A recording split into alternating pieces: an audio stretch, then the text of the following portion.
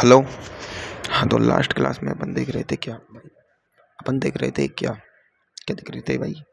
अरे वो देख रहे थे ना, अपवर्तन।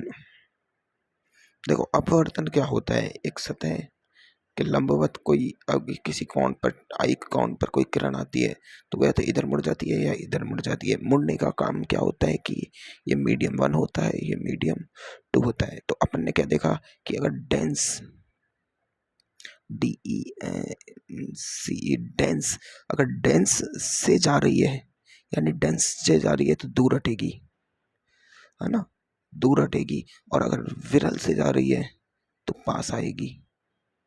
मतलब ये मीडियम 1 अगर डेंस है, यानी जिससे किरण जा रही है वो डेंस है, तो अभिलंब से दूर हटेगी। ये अभिलंब है, इससे दूर हटी।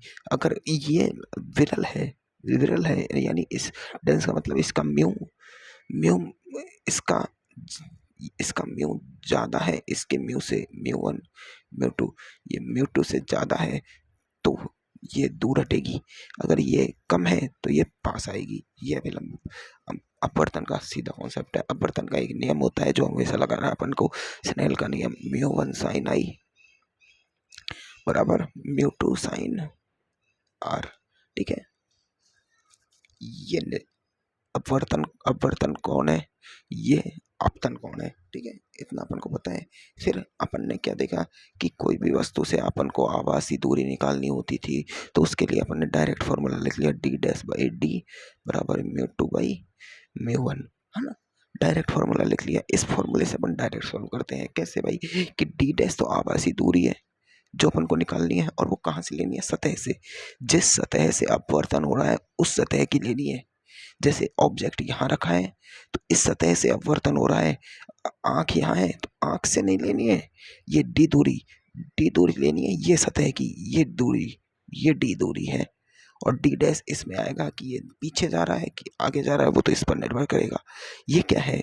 जिस माध्यम में किरण जाएगी, यानी माध्यम किसमें? अब देखो, किरण यहाँ से ऐसे जाएंगी तो इस माध्यम में जा रही है तो ये म्यू 2 है और ये म्यू 1 है। म्यू 1 कौन सा है? जिस माध्यम में, जिस माध्यम से किरण जा रही है, जहां से किरण जा रही है, जहां किरण जाएगी, जहां किरण जाएगी। और डी दूरी कौन सी लेनी है? सतह से, जहां से अपवर्तन हो रहा है। देखो, एक मीडियम ये रहा, एक मीडियम ये रहा, एक मीडियम ये रहा, यहाँ ऑब्जेक्ट रखा है और अपन बता रहे हैं कि यहाँ से आंख देख रही है तो अपवर्तन कहाँ से हो रहा है? अपवर्तन यहाँ से हो रहा है तो ये दूरी डी होगी, ना कि ये दूरी डी होगी। ठीक है, दूरी टोटल वो होगी जहां से लास्ट अपवर्जन हो रहा है अपना। ठीक है, वो टोटल दूरी कैलकुलेट करनी होती है। ठीक है, अब इसके बाद अपन ने क्या देखा कि पट्टिका से अपवर्तन करते हैं। तो पट्टिका से अपवर्तन करते हैं तो क्या आता था भाई? इसके बाद अपन ने छोटा सा कॉन्सेप्ट देखा कि भाई पट्टिका से अपवर्तन करके देखो। अब पट्टिका से अपवर्तन करते हैं तो विचलन होता है। क्या होता है? विचलन। क्या होता है? विचलन या विस्थापन। जैसे ये पट्टिका होती है, ये ऑब्जेक्ट रखा है तो, और ये अपनी आंख है, तो पट्टिका से अपन देखते हैं तो इससे ये जो ऑब्जेक्ट है वो होता तो हकीकत में यहाँ है, लेकिन अपन को दिखाई कहाँ देता है? या तो यहाँ या यहाँ। तो ये जो दूरी है प्लस माइनस में, ये एक्स विस्थापन हो जाता है, ये विस्थापन हो जाती है। अब इस विस्थापन को निकालने का डायरेक्ट फॉर्मूला क्या है? डायरेक्ट फॉर्मूला है, डायरेक्ट फॉर्मूला है एक्स बराबर T1 - 1/म्यू। Direct formula. ये टी क्या है? मोटाई इसकी। मतलब देखो, होता क्या है कि ये कांच की पट्टिका है ना, इसके पीछे ये रखा है और अपन यहाँ से ये छोटी चुटली उंगली है ना मेरी, यहाँ से देख रहे हैं तो अपन को ये इस जगह पे नहीं दिखाई देता। मतलब इसकी वास्तविक गहराई तो ये थी, वास्तविक तो ये थी, लेकिन अपन को ये या तो यहाँ दिखता है इतनी गहराई में, या यहाँ दिखता है। मतलब हकीकत में वो मतलब शिफ्ट हो जाती है इधर से उधर, तो वो शिफ्टिंग यानी विस्थापन हो जाता है। अब वो कितना विस्थापन हुआ वो एक्स पर निर्भर करता है। अगर जैसे किरणें इधर जा रही है और इस दिशा में विस्थापन हो तो ये पॉजिटिव विस्थापन कहलाता है। अगर इस किरण जिधर जा रही है उसके विपरीत दिशा में विस्थापन हो, मतलब इधर हो, यानी अपन देख इधर से रहे हैं और विस्थापन इधर हो, मतलब वस्तु अपन को दूर दिखाई दे, तो वो नेगेटिव विस्थापन कहलाता है। ये तरीका है विस्थापन निकालने का। फॉर्मूला अपन ने देखा कि पट्टिका से विस्थापन निकालने का फॉर्मूला क्या है? टी बराबर 1 - 1/म्यू, ये फॉर्मूला है। ठीक है, अब अगर तुम्हें ये माध्यम का अपवर्तनांक दे दे, यहाँ का अपवर्तनांक दे दे, तो क्या करना है भाई अपन को? हाँ, तो देखो, जब भी तुम्हें म्यू दिया होता है तो अपन को पता है कि ये म्यू इस मीडियम टू का अपवर्तनांक होता है। मीडियम टू का, मीडियम वन में तो क्या होती है, आंख होती है और ऑब्जेक्ट होता है, तो मीडियम टू का अपवर्तनांक म्यू होता है। लेकिन अगर पट्टिका का अपवर्तनांक म्यू पी दिया और इसका अपवर्तनांक म्यू एस दिया हो, तो अपन को क्या करना है, हमेशा जो म्यू होता है ना, म्यू, ये जो म्यू लिख रहे हैं अपन, ये mu P by mu S होता है। ये अनुपात होता है किसका, ये म्यू है ना, म्यू हमेशा अनुपात होता है mu P by mu S का। म्यू पी क्या है कि मतलब म्यू, ये म्यू उसका है माध्यम का अपवर्तनांक, ये वातावरण का अपवर्तनांक का अनुपात होता है। अब देख, वातावरण का अनुपात अपवर्तनांक एक हुआ तो म्यू बराबर म्यू पी बाई वन हो जाएगा, मतलब म्यू पी बराबर म्यू हो जाएगा, तो अपन म्यू ले लेते हैं। लेकिन अगर अगर वातावरण का अपवर्तनांक कहीं भी दिया हो तो म्यू की जगह अपन को म्यू पी बाई म्यू हासिल कर देना है। ठीक है, ठीक है। म्यू पी मतलब उस वस्तु का अपवर्तनांक है। ये यहाँ प्लेट है तो प्लेट का, अगर प्रिज्म हो तो प्रिज्म का, कोई और पानी हो तो पानी का, ये उसका अपवर्तनांक है, ये वातावरण का अपवर्तनांक है जो दिया है। ठीक है, अब इसकी जगह अपन क्या लिखेंगे, x बराबर T one minus one by mu. अब म्यू की जगह mu P by mu S, तो mu P by mu S, तो म्यू एस ऊपर चल जाएगा, तो x बराबर T one minus mu S by mu P, ये अपवर्तनांक का फॉर्मूला आ जाएगा अगर वातावरण का अपवर्तनांक दिया हो तो अपन को। ठीक है, देखो देखो, इसमें mu S by mu P है ना, दे रखा है। ये डायरेक्ट फॉर्मूला निकालने का फॉर्मूला है, डायरेक्ट, मैंने जो भी तरीका बताया ना, इससे तुम डायरेक्ट निकाल सकते हो, है ना। तो ये अपन शिफ्टिंग निकाल लेते हैं कि ऑब्जेक्ट इधर शिफ्ट हुआ कि इधर शिफ्ट हुआ, पॉजिटिव नेगेटिव मैंने तुम्हें बता ही दिया कि आपतित किरण की दिशा में कोई चीज़ है तो वो पॉजिटिव, आपतित किरण की विपरीत दिशा में है तो वो नेगेटिव। क्वेश्चन अपन ने करके देखे थे, बिल्कुल करके देखे थे। अब देखो, अब अपन ने ये एक प्लेट से विस्थापन निकालने का फॉर्मूला देखा था, है ना। अपन ने एक प्लेट से विस्थापन निकालने का फॉर्मूला देख लिया था। लेकिन अगर प्लेटें बहुत ज़्यादा हो तो अपन डिस्टेंस कैसे कैलकुलेट करें, जैसे एक दो तीन चार पाँच छः प्लेटें दे रखी हो और ऑब्जेक्ट यहाँ रखा हो और आँख यहाँ हो, है ना, आँख यहाँ हो, है ना, और ये सबका अपवर्तनांक दे रखा हो, तो ये दूरी, वास्तविक दूरी तो डी होती है, लेकिन आभासी दूरी की अपन को यहाँ दिखेगी वो ऑब्जेक्ट, ये ऑब्जेक्ट है, ऑब्जेक्ट, इसकी इमेज यहाँ दिख रही है, यहाँ दिख रही है कि यहाँ दिख रही है, कहाँ दिख रही है, इसे निकालने का अपन ने बहुत सारी प्लेटों के लिए अपन ने एक सीधा कॉन्सेप्ट लगाया था। सीधा कॉन्सेप्ट मतलब अगर आभासी दूरी निकालने का, मतलब आँख से, इस आँख से आभासी दूरी निकालने का फॉर्मूला अपन ने देखा था, और वो था आँख से, आँख से दूरी निकालने का अपन ने फॉर्मूला देखा था, वो क्या था, म्यू थ्री, है ना, म्यू थ्री टी वन बटे mu one plus T two बटे mu two dot dot dot dot plus last में टी नॉट बटे म्यू नॉट। ये म्यू नॉट कौन सा है, इसका अपवर्तनांक, प्रेक्षक जिस माध्यम में उसका अपवर्तनांक, और टी नॉट क्या है, प्रेक्षक की और लास्ट प्लेट की दूरी टी नॉट। ये टी वन, ये टी टू, ये टी थ्री, ऐसे लिखे थे ना, इसका mu one mu to mu three, है ना। ये क्या है, ये पहली प्लेट का, यानी पहले का जहाँ ऑब्जेक्ट है उसका अपवर्तनांक और उसकी दूरी, ये टी वन है, इसकी दूरी ये टी टू, ये थ्री थ्री, ये अपन ने ऐसे सीखा था। तो फॉर्मूला क्या है, म्यू थ्री यानी mu nought, sorry mu nought, mu three नहीं, म्यू नॉट, ये प्रेक्षक का, प्रेक्षक जिस माध्यम में उसका अपवर्तनांक टी वन बटे mu one plus T two बटे mu two dot dot dot dot plus T nought बटे म्यू नॉट। इस फॉर्मूले से अपन निकाल सकते हैं। देखो मैं रिवीजन करा रहा हूँ तुम्हें ताकि तुम्हारे अच्छे से समझ आई, है ना। फिर अपन ने क्या देखा, फिर अपन ने एक लास्ट फॉर्मूला देखा कि पट्टिका से अगर पार्श्व विस्थापन हो, तो देखो पट्टिका से पार्श्व विस्थापन क्या होता है कि ये पट्टिका होती है। अभी तक तो अपन ले समानांतर विस्थापन देख रहे थे कि यहाँ से यहाँ, यहाँ से, लेकिन पार्श्व विस्थापन ऐसे होता है, यहाँ से कोई किरण आई फिर ऐसे गई, है ना, ऐसे ही जाने के बाद यहाँ से फिर वो ऐसे चली गई। तो देखो ये तो पहली किरण थी और ये आखिरी किरण थी, तो ये जो विस्थापन आ रहा है ये डी, ये निकालना, ये पार्श्व विस्थापन होता था। इस पार्श्व विस्थापन को अपन ने देखा था। और एक बात और अपन ने देखी थी कि अगर कोई मीडियम वन हो और फिर मीडियम टू हो और फिर दोबारा मीडियम वन, यानी कोई किरण, कोई ray of light medium one से मीडियम टू जाए, और उसी मीडियम 2 से वापस मीडियम 1 आए, तो उसमें जो मीडियम 1 में वापस आए तो जो कोण आई था, ये जो कोण आई और ये कोण निर्गत कोण इसका ई, कोण आई बराबर कोण ई होगा हमेशा, है ना। तो कोण आई मीडियम 2, तो कोण आई बराबर ई होगा, मतलब ये जो ई निर्गत कोण है ये आई ही होगा। ये दोनों कोण एक जैसे होंगे, यानी उसी कोण पर वापस निर्गत होगी, मतलब उसी कोण पर वापस निर्गत होगी। मतलब ये किरण जो जाती थी ये इधर जाएगी, जो दोनों समानांतर किरणें जाएंगी, क्या जाएंगे, समानांतर। तो इसका जो डी निकालने का फॉर्मूला देखा था ना अपन ने, तो उस डी का फॉर्मूला था ये कि sine I minus are dot t sec r. ये सेक आर, इसकी जगह अपन ने क्या लिख सकते हैं कि डी बराबर sine I minus are dot T 1/cos r, है ना। ये फॉर्मूला अपन ने यहां तक देख लिया था, बस इतना देख लिया था अपन ने कल, है ना।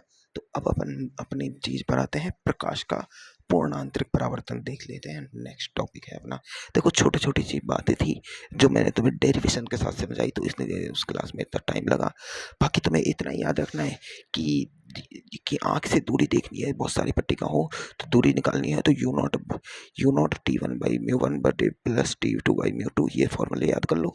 एक ये लेटरल विस्थापन का ये वाला फॉर्मूला याद कर लो, ये इसको इस तरह याद कर लो यार, ये सही रहेगा सीधा तरीका। डी बराबर साइन नहीं, डी बराबर t sec r dot sine आई माइनस आर, ये आसान है। डी बराबर t sec r dot sine आई माइनस आर, थोड़ा अटपटा फॉर्मूला है, लेकिन अगर तुम्हें पार्श्व विस्थापन का क्वेश्चन आए ना, तो मेरे हिसाब से तुम्हें डेरिवेशन के साथ डेरिवेशन अप्रोच से उस क्वेश्चन को सॉल्व करो, फायदे में रहोगे, क्योंकि छोटी छोटी चीजें उसमें से तुम्हारे बढ़िया, मतलब तुम्हें देखो अपवर्तन करना आता है, तुम्हें छोटे छोटे फॉर्मूले ही तो लगाने हैं, थोड़ा सा दिमाग ही तो लगाना है। एक कोई पार्श्व विस्थापन का कोई क्वेश्चन होगा ना, तो मैं करके देखूंगा मॉड्यूल में, अभी रुको। तो तुम्हारे पास एल का मॉड्यूल नहीं है ना, तो मैं उसका मॉड्यूल लेके आना पड़ेगा मेरे को, लेके आऊंगा, है ना। देखो अब हम देखेंगे टी आई आर, प्रकाश का पूर्ण आंतरिक परावर्तन, है ना। प्रकाश का पूर्ण आंतरिक परावर्तन, देखो परावर्तन अपन पढ़ चुके हैं, है ना। अब अपन को पढ़ना क्या है, अपन पढ़ तो अपवर्तन रहे हैं, लेकिन अपन को पता है कि जब अपवर्तन होता है, अपन को पता है कि एक माध्यम से कोई किरण आती है तो वो वापस भी जाती है और परावर्तित भी होती है और अपवर्तित भी होती है, ये अपन को पता है कॉन्सेप्ट। ये अपन को पता है कॉन्सेप्ट का कि एक माध्यम से किरण आती है तो वो अपवर्तित भी होती है, परावर्तित भी होती है। तो अपन क्या कर रहे हैं कि यहाँ पर अपवर्तन से परावर्तन करेंगे, समझ आई बातें। देखो अपन को पता है कि भाई कि एक किरण आती है, समझो कोई किरण है, मतलब ये देखो ये एक पहली कंडीशन है, ये क्या है, ऊपर हवा है नीचे पानी है, ठीक है। अब पानी है तो इसका म्यू होगा, इसका 1 होगा, इतना भी समझ आ रहा है। इसका ये अभिलंब होगा, बिल्कुल ये पानी की बात कर रहे हैं, तालाब के अंदर की बात कर रहा हूं मैं, है ना। अब मैं कोई थीटा कोण पर या आई कोण पर कोई किरण आपतित करता हूं अभिलंब से, थीटा कहाँ से लिया जाता है, अभिलंब से, थीटा कोण पर, है ना। थीटा कोण पर मैंने आपतित की कोई किरण, तो क्या होगा भाई, क्या होगा, सीधी सी बात है कि ये अभिलंब से दूर हटेगी। अरे मैंने क्या बोला कि डेंस से अगर कोई किरण आती है तो दूर हटती है ना, डेंस से दूर हटेगी, तो ये अब इसका म्यू ज्यादा है, तो ये डेंस है, डेंस से आ रही है तो दूर हटेगी, ठीक है, हट गई ये आर, तो ये थीटा 1 कर दिया मैंने, R1 कर दिया, ठीक है। अब एक बात बताओ, मीडियम फिक्स है, मीडियम वही है, ये वही पानी की सतह चल रही है ना। अब मैंने एक किरण थीटा एंगल पर डाली तो R1 हो गया। स्नेल का नियम क्या कहता है, स्नेल का नियम देखो कि μ1 साइन आई बराबर μ2 साइन आर, मतलब ये μ1 क्या है, म्यू साइन आई बराबर ये μ2 क्या है, 1 साइन आर, मतलब म्यू फिक्स है ना। तो म्यू फिक्स है तो साइन आर बराबर, है ना, म्यू फिक्स है, समझो, म्यू फिक्स, इसको इसको यहीं देख लो, यहीं म्यू फिक्स है क्योंकि ये पानी है पूरा, ये पानी की बात कर रहे हैं अपन, पूरा पानी है, तो म्यू क्या है यहाँ, फिक्स, तो साइन आई समानुपाती है sine, sorry sorry sorry, mu fix है तो देखो, तो साइन आई बट्टे इसको इसको इसको इसके नीचे भेज दो, साइन आर बटे साइन आई बराबर म्यू, ठीक है, साइन आर बटे साइन आई बराबर म्यू, म्यू क्या है, फिक्स। अब मैं क्या कर रहा हूं, साइन आई की जगह क्या लिया, थीटा, है ना, थीटा ही तो लिया है, अगर मैं थीटा का मान बढ़ाता हूं, है ना, तो इन देखो साइन आर बटे साइन आई की वैल्यू फिक्स है, साइन आई बटे साइन आर बटे साइन आई की वैल्यू फिक्स है, समझो, मतलब इन दोनों का अनुपात फिक्स है, अनुपात फिक्स है। अगर मैंने थीटा की वैल्यू बढ़ा दी इस एंगल पर, इस जगह मैंने क्या किया, यहाँ थीटा 30 था, यहाँ मैंने थीटा कर दिया 60, समझो, अब यहाँ थीटा 60 कर दिया, देखो यहाँ थीटा 30 था, तो यहाँ ये आ रहा था,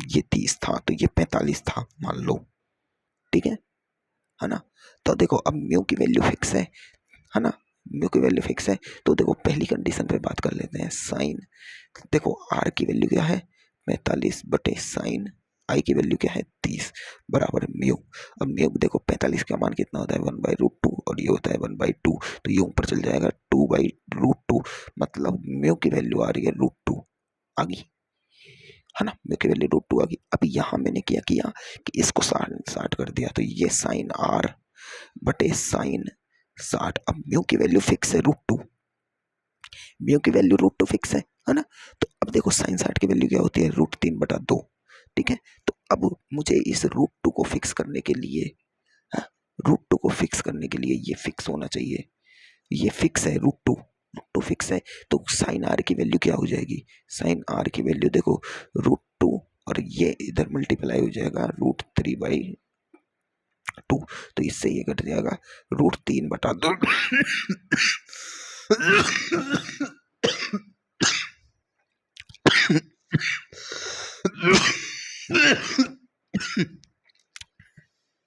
√3/2 मतलब √3/2 ये आया, ठीक है, एक मिनट रुको यार, मैं इतना क्यों समझा रहा हूं, अब देखो ये जो √3/2 है ना, ये जो अपना √3/2 है, ये 1/2 रूट से ज्यादा है कि कम है, ये कम है, वो ज्यादा है, क्योंकि देखो नीचे तो √2 बटे में √2 ही है, देखो √3 बटे √2, यहाँ 1/√2, है ना, तो थीटा आर की वैल्यू निकाल रहे हैं, यहाँ 45 थी, देखो √2 से तो √2 गया, लेकिन यहाँ थीटा √3 ज्यादा है, क्या है √3 ज्यादा है, मतलब इसकी वैल्यू ज्यादा है, यानी साइन यहाँ आर की वैल्यू ज्यादा है, ये 45 था, ये साइन आर की वैल्यू ज्यादा है, ये साइन की वैल्यू कम थी, और साइन में देखो जितनी वैल्यू कम होती है उतनी थीटा की वैल्यू, साइन में जितनी वैल्यू यहाँ वैल्यू ज्यादा होती है उतनी थीटा की वैल्यू, अरे यार तुम्हें मैं इतना क्यों समझा रहा हूँ, मेरे खुद को समझ नहीं आ रहा, बस तुम तो इतना समझो यार।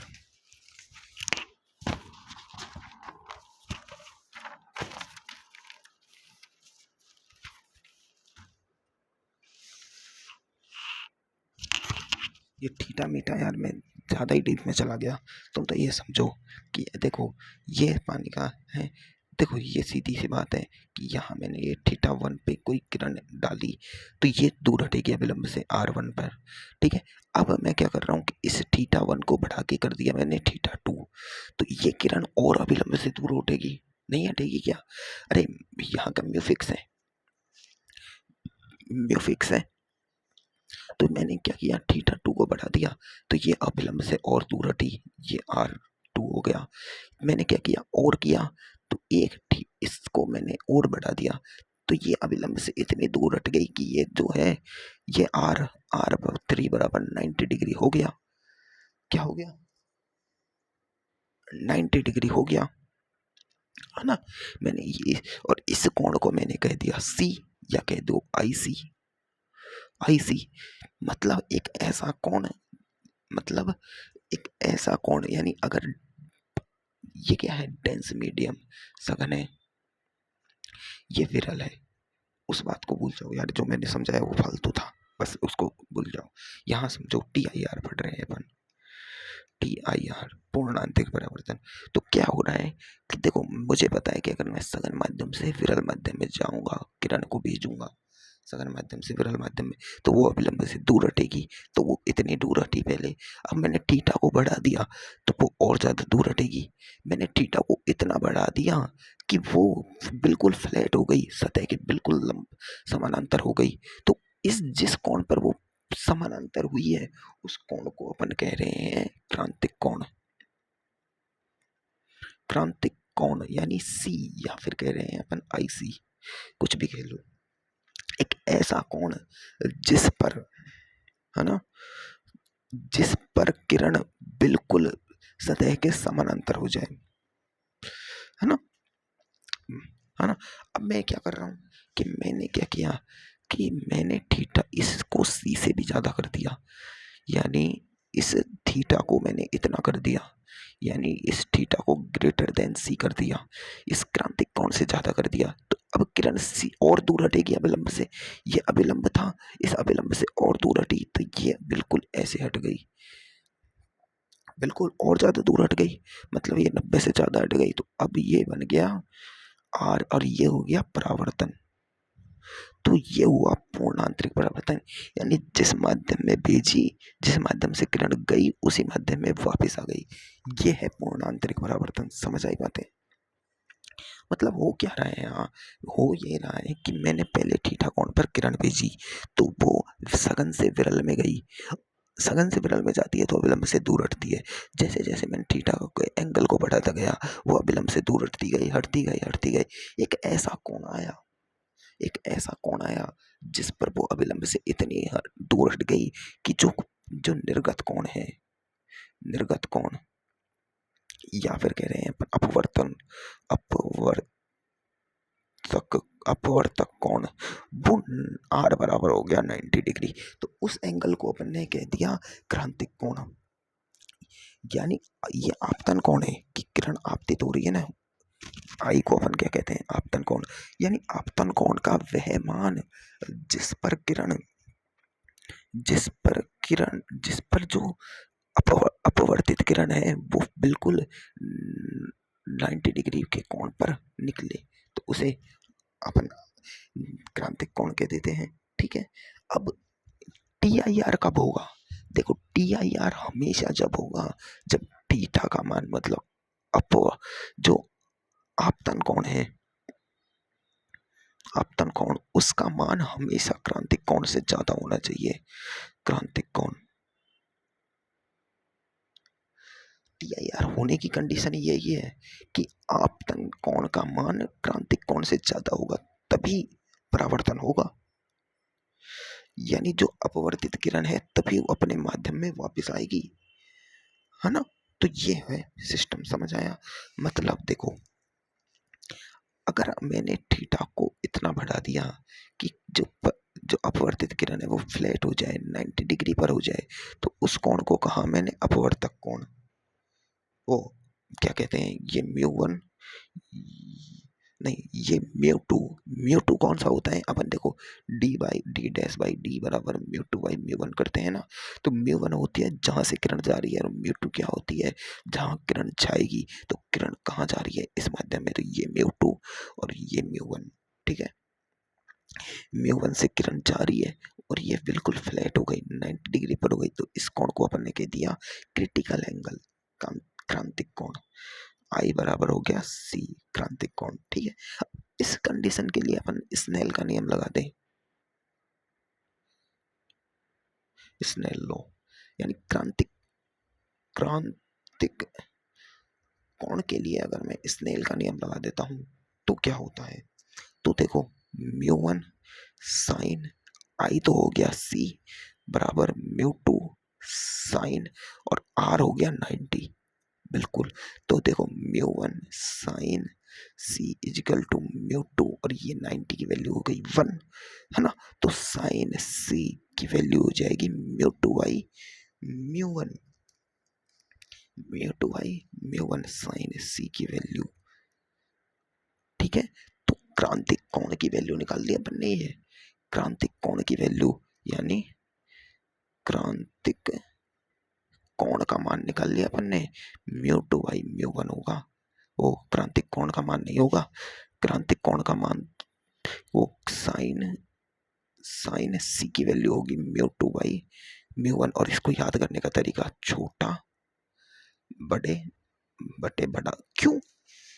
क्योंकि देखो, टी आई आर या क्रांतिक कोण तभी होगा जब सघन से विरल में जाए। अब ऐसा क्यों? क्योंकि देखो, अगर कोई किरण विरल से सघन में जाती है तो अगर वो इस कोण पर, आई कोण पर जा रही है, तो जानी ऐसे चाहिए थी बिल्कुल, तो वो अभिलंब के पास आएगी, क्योंकि विरल से सघन में जा रही है तो अभिलंब के पास ऐसे झुकेगी। अब तुम जैसे जैसे थीटा बढ़ाते जाओगे वो ऐसे होती जाएगी लास्ट में सीधी, मतलब उसमें क्रांतिक कोण आने की कंडीशन नहीं होगी। तो ये कंडीशन सिर्फ सघन से विरल में जाने पर आती है। तो इसलिए अब विरल में म्यू टू क्या होगा, छोटा होगा म्यू वन से, क्योंकि सघन माध्यम का अपवर्तनांक ज्यादा होता है, सघन माध्यम का अपवर्तनांक ज्यादा होता है। तो म्यू वन क्या होगा, बड़ा, ये होगा छोटा। तो अपन को साइन सी की वैल्यू जब भी लिखे अपन, क्रांतिक कोण की वैल्यू, मतलब तुम्हें दे दिया कि ये दिया है, तुम्हें दे दिया ये इसका अपवर्तनांक 3 है, इसका अपवर्तनांक 4 है ना। अब तुम्हें दे दिया कि भाई इसके लिए सी की वैल्यू निकाल दो, आई, या तो वो सी देगा या देगा आई सी, इसको भी क्रिटिकल वो क्रांतिक कोण कहते हैं। तो उस सी की वैल्यू निकालो, तो अपन को क्या है, साइन सी बराबर छोटा बटे बड़ा, छोटा क्या है 3/4, ये क्रांतिक कोण की वैल्यू आ गई। अब इसमें अपने साइन सी की वैल्यू निकालनी है, सी की वैल्यू निकालनी है।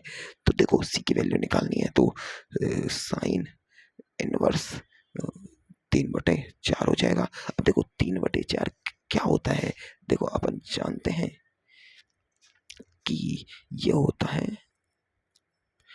अरे छोड़ो, है ना, इतना निकाल लिया।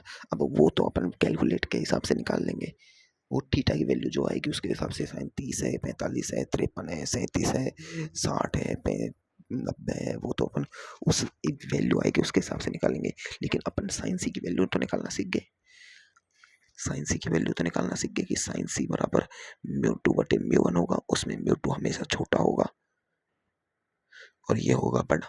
ये कभी मत कर देना कि म्यू टू बड़ा कर दो, फिर तो टी आई आर नहीं होगा। अब अब अपन बात करते हैं पूर्णांतिक परावर्तन की।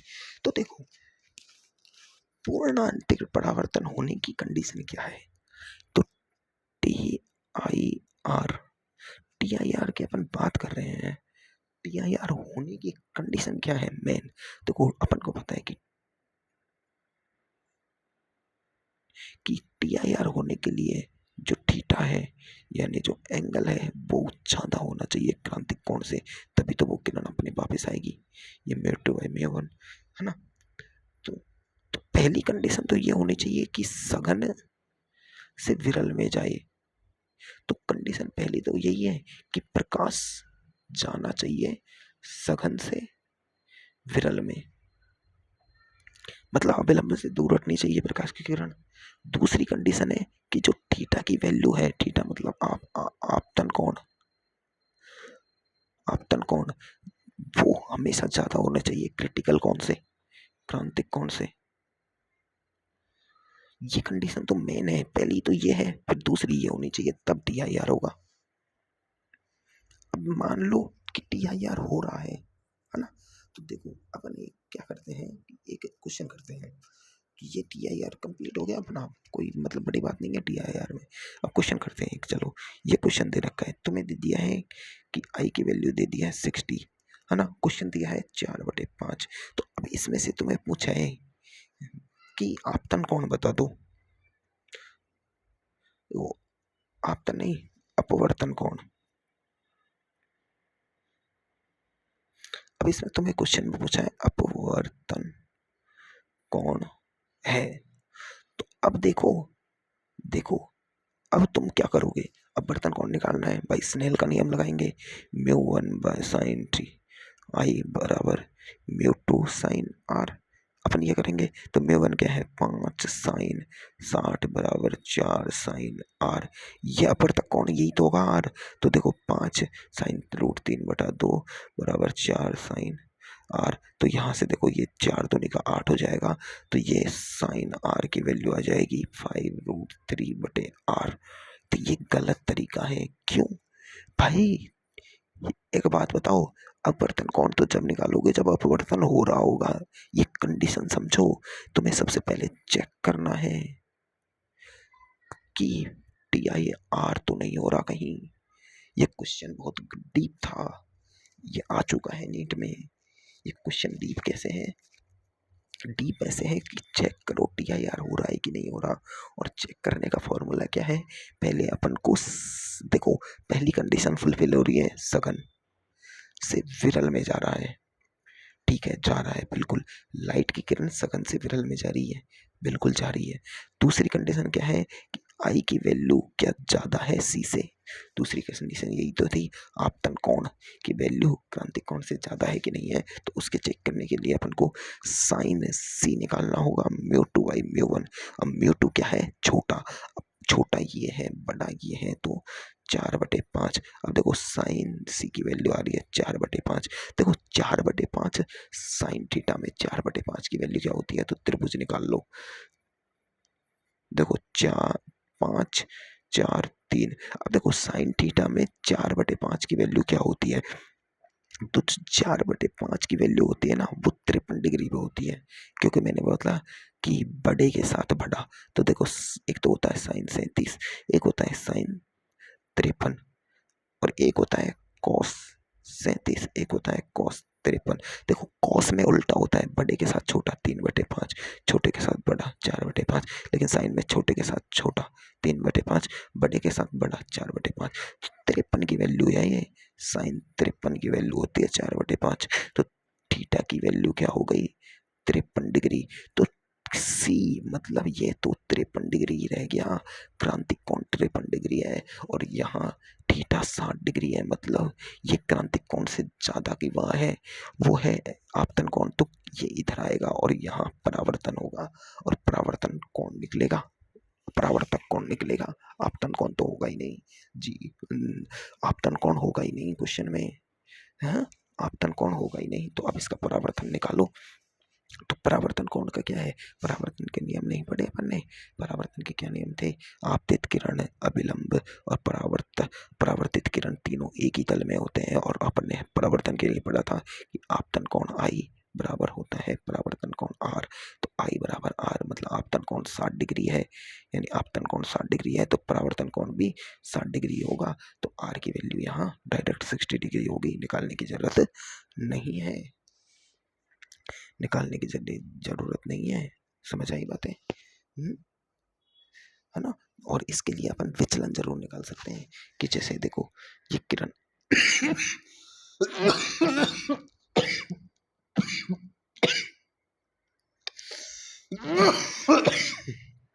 ये किरण जानी ऐसे चाहिए थी और गई ऐसे, और ये कौन बचा 60। तो देखो 60, ये टोटल एंगल, ये एंगल कितना होता है 180 का, ये 60, ये 60, 120। तो ये बचा, और ये कितना बचा फिर 120 + 60 बराबर 180 होता है। तो ये 6 वो बचा, कितना कितना बचा 60 डिग्री। तो विचलन कितना हो गया, 60 डिग्री का विचलन हो गया, वो तो तुम निकाल लोगे। अब अपन देखो अपना अपवर्तन कंप्लीट हो गया है, सादा अपवर्तन। अब अपना स्पेशल अपवर्तन बच रहा है प्रिज्म का। कौन किसका, प्रिज्म का। तो प्रिज्म पढ़ेंगे अपवर्तन, है ना।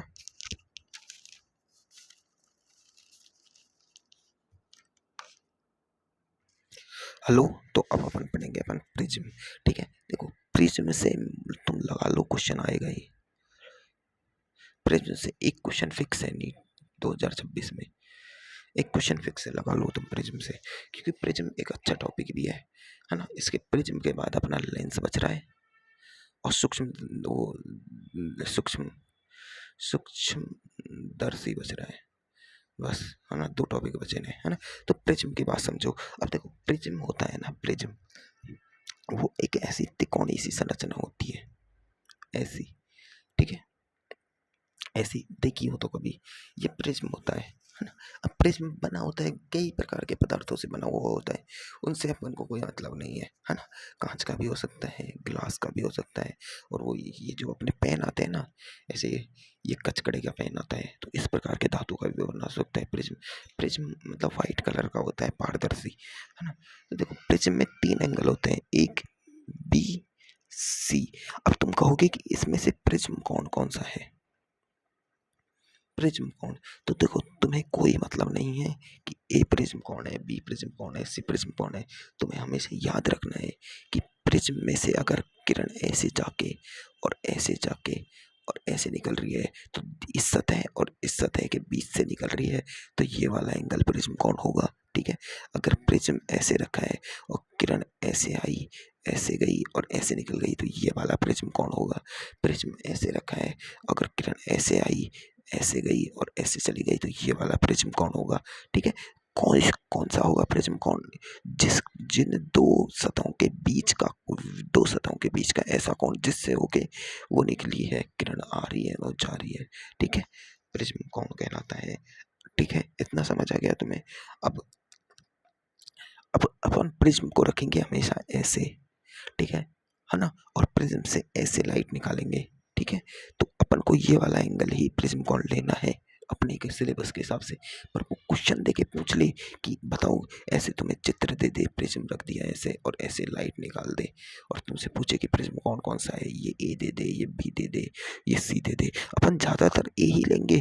तो यहाँ सी प्रिज्म कौन है ना कि ए, तो क्वेश्चन ही दे दे तब तो ये कॉन्सेप्ट लगाना है। बाकी अपन को तो प्रिज्म कौन यही लेना है भाई, क्योंकि अपन प्रिज्म रखेंगे तो ऊपर ही, ऐसे आड़ा टेढ़ा तो करेंगे नहीं, है ना, ठीक है।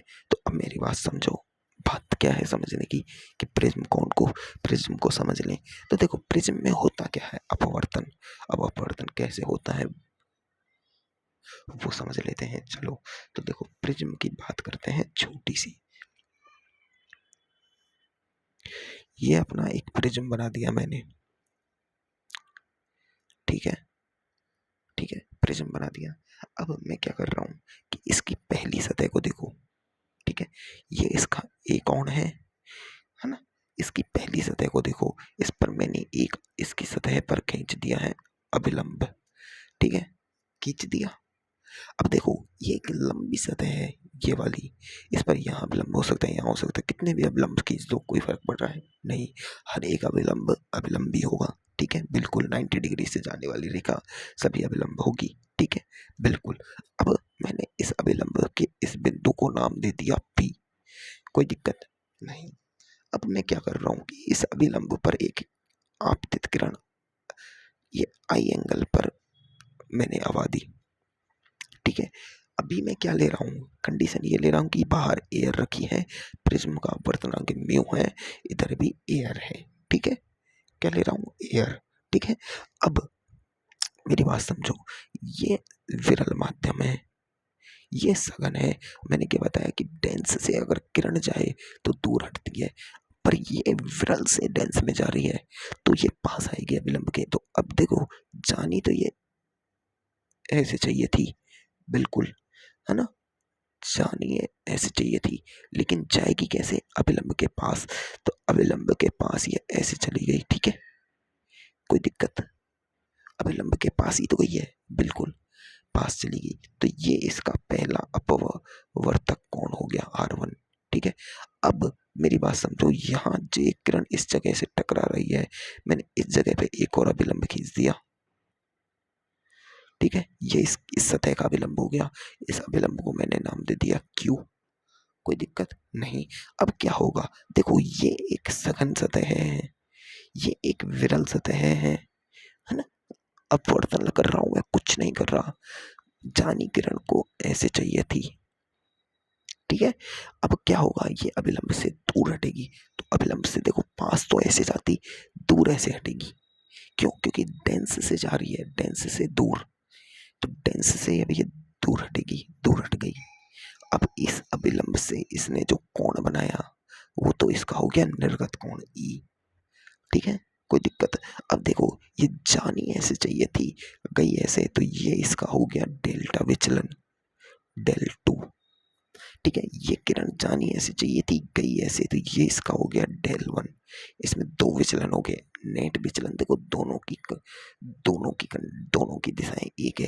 अपन को विचलन कैसे लिखते हैं कि जानी जहाँ चाहिए थी और गई ऐसे, तो जानी चाहिए थी वहां से लेंगे और गई जहां पर तीर का निशान लगा देंगे। जानी ऐसे चाहिए थी, गई ऐसे, तो जानी जहां से चाहिए थी वहां से ऐसे तीर लगा देंगे, उसको ढेल लिख देंगे। तो ये क्लॉकवाइज है, ये एंटी क्लॉकवाइज है। पर ये देखो दोनों ही, अरे सॉरी इसमें नहीं, इसमें ये दोनों ही क्लॉकवाइज है, तो डेल नेट यहाँ क्या होगा, del one plus del two. ये एक बात समझ आ गई अपने, बिल्कुल समझने वाली बात है, बिल्कुल। अब ये क्या है, निर्गत किरण, ठीक है। अब मैं क्या कर रहा हूँ, इन अभिलंब को थोड़ा सा आगे बढ़ा रहा हूं मैं। तो मैंने क्या किया, इन अभिलंब को आगे बढ़ाया, तो ये दोनों मिला दिए, मिला दिए, तो बिल्कुल मिला दिए। तो ये मैंने एक ओ पॉइंट ले लिया। अब मुझे करना क्या है, मुझे बस ये R1 लिया मैंने, ये R2 ले लिया। अब देखो ये ये देखो इस सतह पर आपतित किरण ये है, पहली सतह पर ये सतह 1 है, ये सतह 2 है, ठीक है। मेरी बात समझो, पहली सतह पर आपतित किरण ये है और अपवर्तित किरण ये है, लेकिन दूसरी सतह, इस सतह पे लिए ये आपतित किरण है और ये अपवर्तित किरण है, ठीक है। अब ये आपतित किरण है, तो ये दूसरी सतह के लिए R2 क्या है, R2 दूसरी सतह के लिए आपतन कोण है, और पहली सतह के लिए R1 क्या है, ये R1 अपवर्तक, अपवर्तक कोण है। समझ में आई? तुम्हें उस हिसाब से ही सीखना है ना। अब मेरी बात समझो, अब अपन क्या करते हैं, अब अपन पहली सतह के लिए स्नेल लॉ लगाते हैं। अब स्नेल लॉ लगाने से पहले अपन कुछ बातें कर लें क्लियर।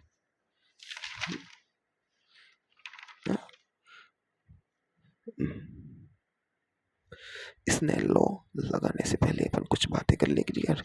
तो बातें कैसे करती हैं अपन ये देख लेते हैं। अब मेरी बात समझो,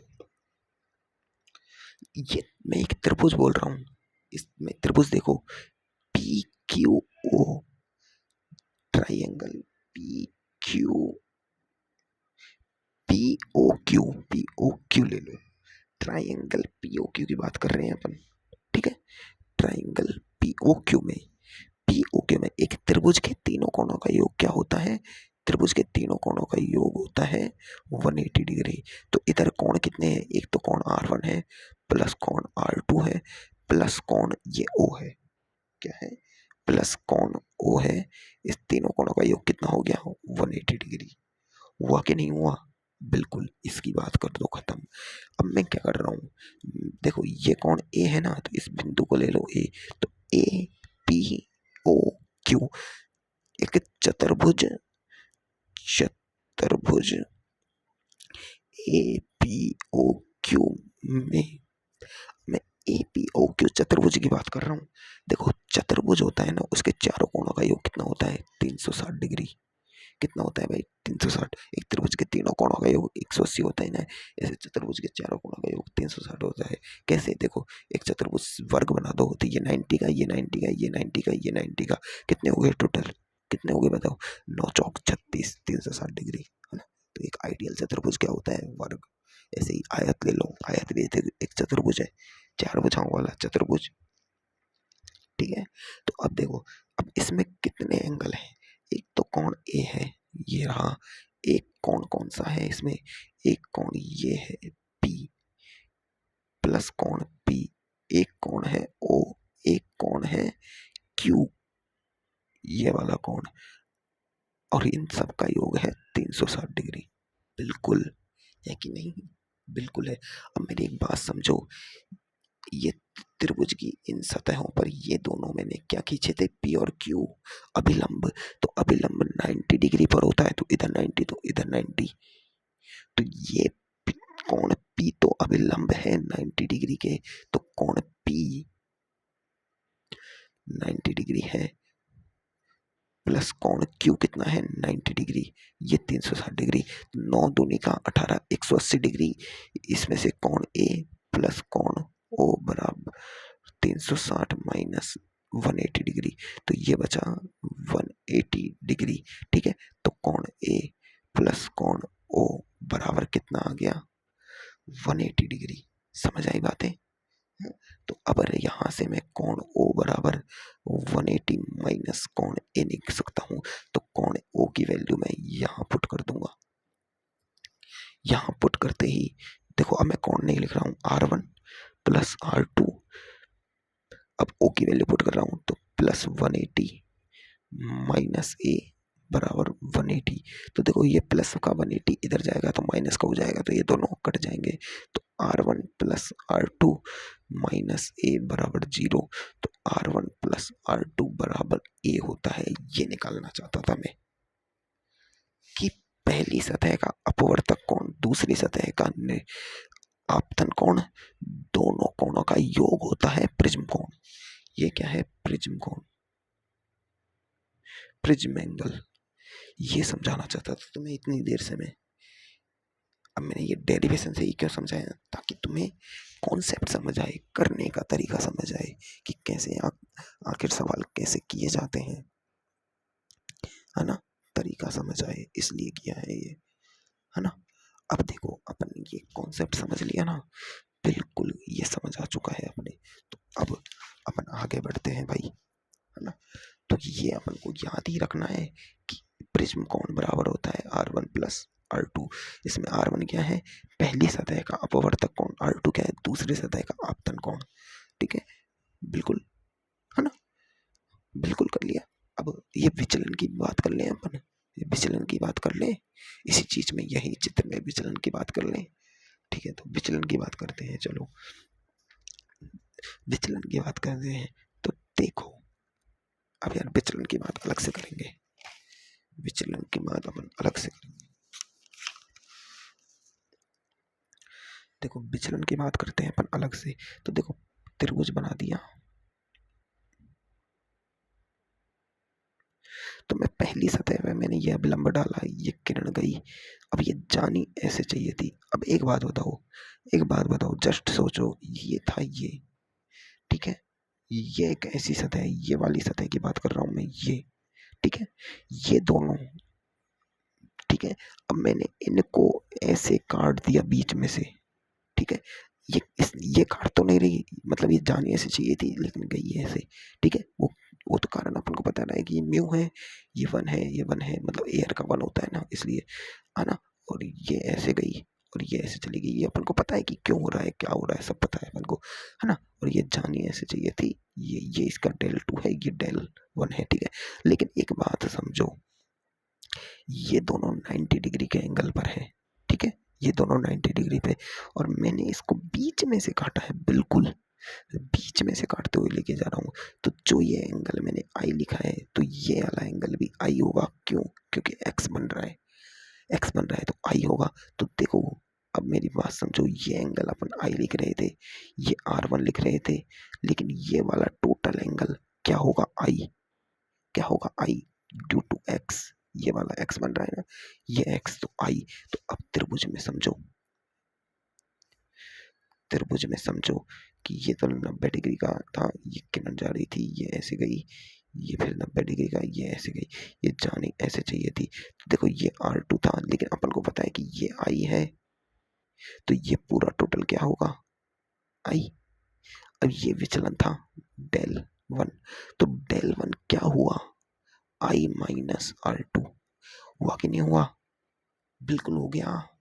अरे यार, ये क्रॉस की वजह से देखो, ये क्रॉस बन रहा है, इसकी वजह से ये पूरा एंगल क्या है, आई, और ये पूरा एंगल क्या है, आई। अब आई में से R2 ये बच गया, डेल 1 ये बन गया, है ना। अरे ये जानी ऐसे चाहिए थी, गई ऐसे, तो विचलन इतना ही तो हुआ, अब ये del 1 बच गया, ये R2 बच गया, तो सीधी सी बात है ना, I बराबर del 1 प्लस R2 है, तो del 1 बराबर I माइनस R2 हो जाएगा। ये पहला आ गया तुम्हारा। अब देखो दूसरा, अलग अलग समझा रहा हूँ बिल्कुल।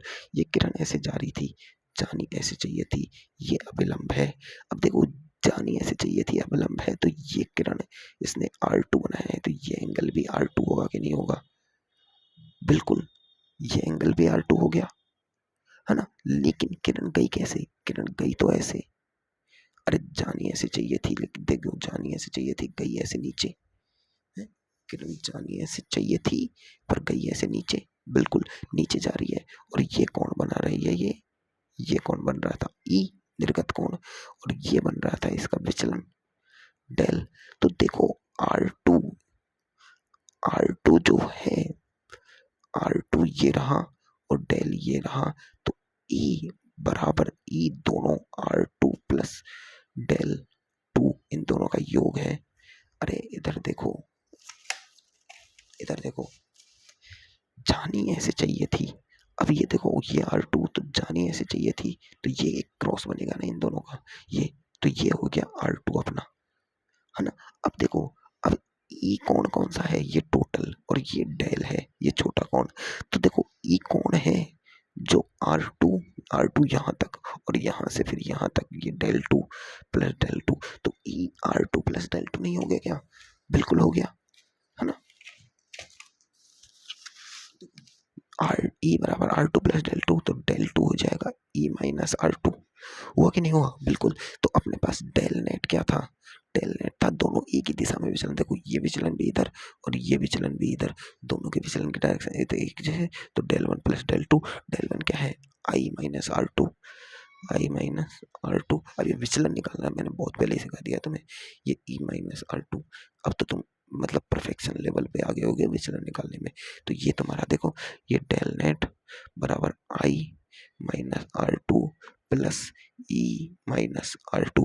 तो देखो डेल नेट बराबर I plus E minus R2 minus, देखो ये R1 है, सॉरी ये R1 है, R1 चल रहा है ना, R1 सॉरी, ये R1 क्योंकि ये एंगल R1 था ना ये वाला, ये R2 है, सॉरी, है ना। तो ये R1, तो देखो ये R1 माइनस R2, ये माइनस का मैंने एक बगल कर लिया, तो डेल नेट बराबर I प्लस E। अब इसमें से मैं माइनस कॉमन ले रहा हूँ, तो माइनस कॉमन ले लिया, तो देखो माइनस कॉमन ले लिया तो R1 बचा, ये माइनस इसमें से कॉमन लेंगे तो प्लस R2 बचा।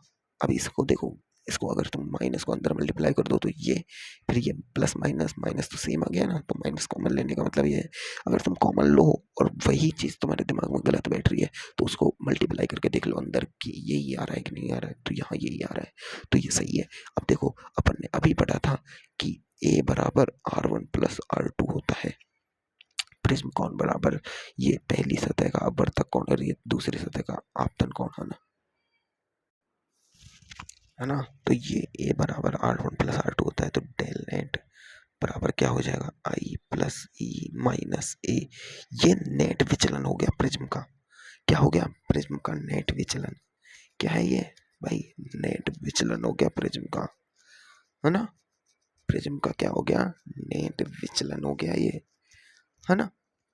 तो मतलब तुम्हें दो फॉर्मूले तो प्रिज्म में याद रखने ही है।